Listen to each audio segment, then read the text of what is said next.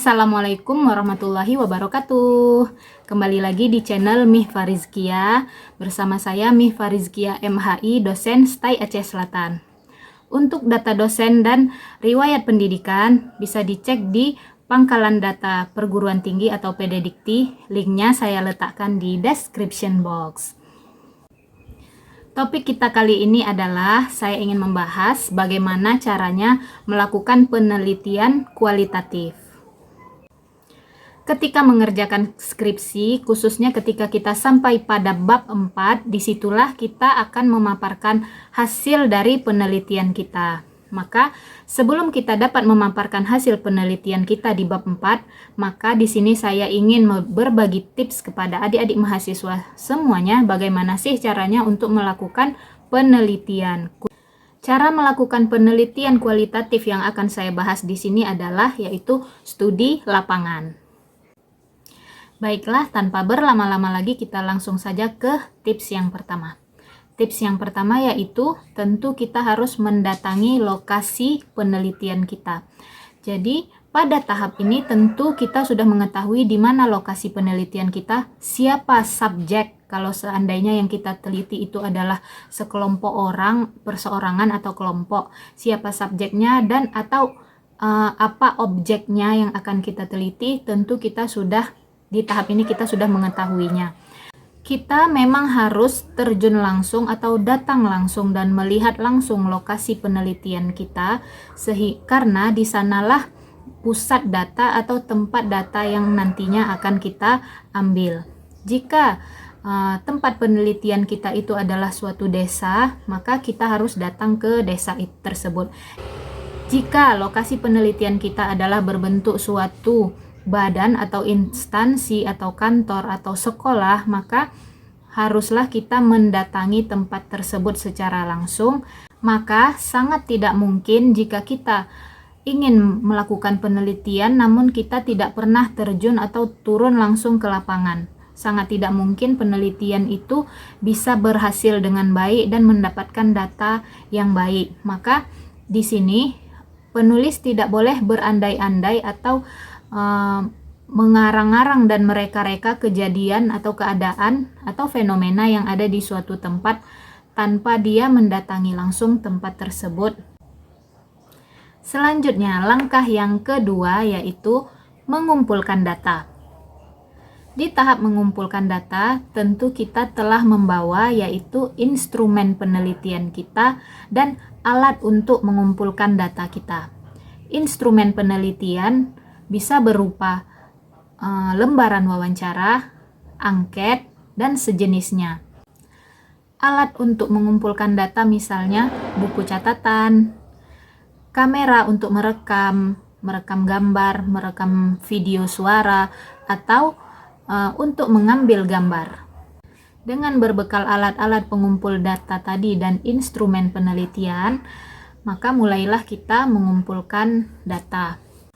Kumpulkanlah data yang banyak dan mencukupi agar mempermudah kita dalam menjawab hasil penelitian kita. Kumpulkanlah data dan informasi sebanyak-banyaknya dari informan kita. Informan biasanya adalah orang atau kelompok yang terlibat langsung dengan fenomena yang kita teliti. Misalnya terdiri dari beberapa orang masyarakat, atau tokoh pemangku adat, atau tokoh desa, atau pejabat-pejabat desa di tempat kita meneliti. Di bab 4 pada skripsi di bagian A-nya, biasanya kita akan mencantumkan data tentang lokasi penelitian kita. Maka data-data tadi dapat kita kumpulkan di tempat tersebut secara langsung. Jika itu di suatu desa, kita dapatkan di kantor desa. Jika itu suatu instansi, kita langsung mendatangi instansi tersebut dan meminta datanya kepada mereka. Selanjutnya, setelah profil lokasi penelitian kita dapatkan, data selanjutnya yang harus kita kumpulkan yaitu tentu saja data yang berkaitan dengan rumusan masalah kita yang harus kita jawab di bab 4. Nah, kumpulkanlah data dengan cara misalnya mewawancarai informan kita. Saran saya, gunakanlah lebih dari 6 orang informan agar kita mendapatkan jawaban yang banyak, beragam, dan berbeda-beda agar kita bisa menganalisa masing-masing dari jawaban mereka.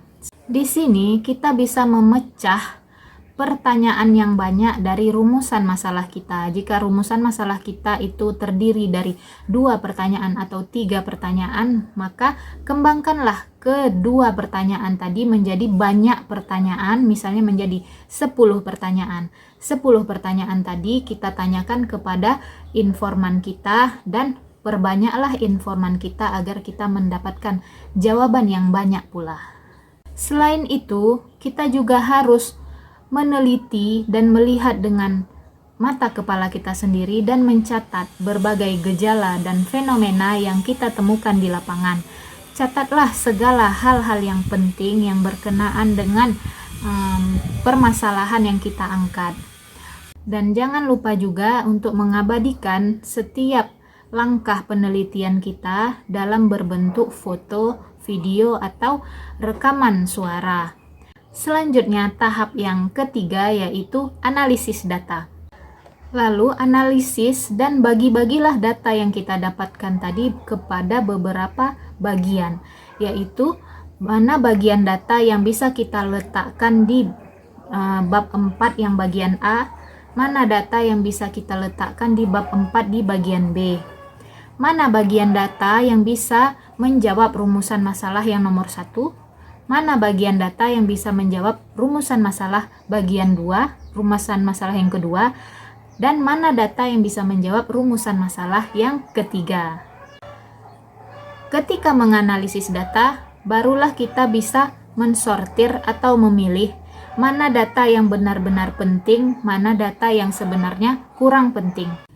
Dengan menganalisis data dari data yang banyak kita kumpulkan tadi, maka kita bisa memilah dan memilih mana data yang benar-benar menjawab permasalahan dalam skripsi kita, mana data yang memang kita perlukan dan kita butuhkan untuk kelengkapan skripsi kita, dan mana data yang sebenarnya tidak terlalu penting dan tidak menjawab dari rumusan masalah kita. Maka sebaiknya data yang seperti ini tidak usah kita cantumkan. Selanjutnya, langkah yang keempat yaitu penyajian data. Nah, data-data tadi yang telah kita kumpulkan haruslah kita sajikan di dalam bab 4. Nah, data-data yang penting memang wajib kita cantumkan dan kita ketikkan ke dalam skripsi kita. Di bagian penyajian data ini terkadang sering juga terlupa dilakukan oleh para mahasiswa. Para mahasiswa telah melakukan penelitian dan mereka telah mengetahui jawaban dari penelitiannya, namun data tersebut tidak ditaruh ke dalam skripsinya. Maka paparkanlah di dalam bab 4 kita apa-apa saja yang telah kita dapatkan semasa kita meneliti di lapangan. Letakkanlah data sesuai dengan fenomena yang ada. Dan misalnya profil desa A, kita letakkanlah data tersebut di bab 4 bagian A, atau profil suatu instansi mana tempat kita meneliti, maka letakkanlah profil instansi tersebut di bagian A-nya. Data-data yang selanjutnya adalah yaitu apa-apa saja yang kita dapatkan dari informan kita dan apa-apa saja yang kita lihat dan kita amati langsung ketika kita melakukan penelitian. Dan maka di bab 4 ini memang sangat dibutuhkan keterampilan berbahasa, keterampilan menulis sesuai dengan ejaan yang benar, sesuai dengan bahasa Indonesia yang benar, sesuai dengan kaidah yang benar. Kita narasikan dan kita jelaskanlah dalam beberapa paragraf. Tuangkanlah inspirasi kita dan rangkailah kata demi kata dari data tadi ke dalam skripsi kita sehingga membentuk satu kesatuan yang baik dan bagus. Kita memang dituntut untuk bisa mendeskripsikan data-data kita tadi dalam bentuk satu narasi yang panjang sekitar dalam beberapa halaman. tentulah pada akhirnya kita akan mendapatkan jawaban dan pada akhirnya kita akan mengerti dan memahami, lalu akhirnya kita bisa menarik satu kesimpulan. Nah, kesimpulan tersebut tentunya menjawab pertanyaan dari rumusan masalah kita. Jika rumusan masalah kita ada 2 pertanyaan, maka 2 pertanyaan ini harus kita jawab secara gamblang di bab 4 kita. Di tahap penarikan kesimpulan ini, kita juga harus mendeskripsikan kesimpulan kita tadi, hal-hal yang kita dapatkan tadi, dan kita tuangkan kembali ke dalam skripsi kita dalam bentuk narasi, dan kita jelaskanlah kepada para pembaca apa hasil yang kita temukan.